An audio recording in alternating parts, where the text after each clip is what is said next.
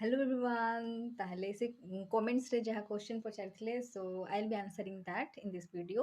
So आम नरनी देवी women's college रे classes केमिति होई थाए तो क्लासेस कहबा गले 10 टा रु 5 टा पर्यंत हमर क्लासेस रही थाए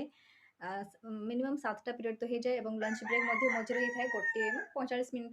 हे थाए एवं आम कैंपस मध्य कौनसी प्रकार रैगिंग बिल्कुल हुए नहीं मु सेठी निजे पढ़ी आउ माने जते भी बीएड एमएड आमर जो दीदी मैंने सब सिस्टर्स मैंने समस्ते मिसिकिना आम भल भाव को करिकुलर एक्टिविटीज समस्त पार्टिसिपेट करते ड्रामा है डांस है कि भी है मु आम जूनियर्स मान सहित आम डांस करूँ तो इट इज वेरी नॉर्मल आउ से कौन सी प्रकार रैगिंग आपन कौन सी environment is so friendly teachers माने बहुत रिस्पेक्टफुल बहुत भल से आपन को सब प्रॉब्लम सांगे था बहुत भल लगी था टीचर्स को संख्या मत बहुत अधिक अच्छी स्टूडेंट्स को रेशियो हिसाब से ताले आपन को कौन सी प्रकार लाइक प्रॉब्लम है आपन सहित डिस्कस करें कौन सी प्रकार आमको आपको जब एडवाइस सजेशंस दरकार पचार क्वेश्चन किसी डाउट रहा पचारि पारे मत एमती टीचर्स अच्छा जे मैंने मत बहुत कही कि तुम्हें जब हार्डवर्क कर बहुत किसी अचिव कर जिते भी मो लाइफ रे मु लो फिल करे मन पकई थाए माने बहुत बहुत भल लगे मत भाविली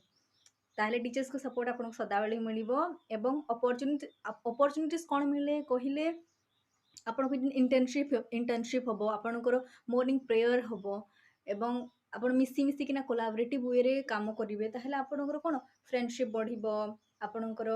कोऑपरेटिव सांगरे मिसिकिना काम करिवार दक्षता बढ़िबो स्किल्स डेवलप हम आपण खेलिबे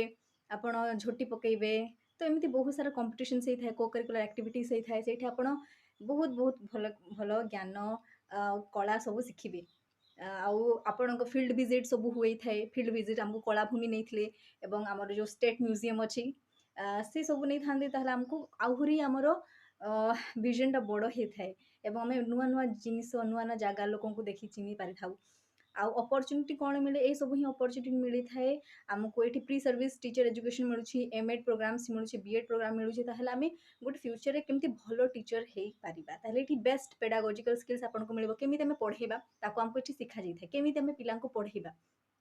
प्लेसमेंट हुए ना नहीं तो प्लेसमेंट हुए नहीं एटा गोटे प्रोफेशनल कोर्स गोटे जोटा को आपन को रेडी करइबो गोटे जतले रियल रे टीचर हेबे आपन केमिति सेठी निजर रिस्पांसिबिलिटी को तुलेइबे तो एटा ही एठी कौन से प्लेसमेंट हुए नहीं किंतु एठी आपनकर व्यक्तित्व को चेंज कर जाय आपन को पर्सनालिटी को डेवलप करा जाय थाए आपन केमिति पढ़ेबे ए सबुडा तो एटा हैला हमर ए वीडियो रे बाय बाय।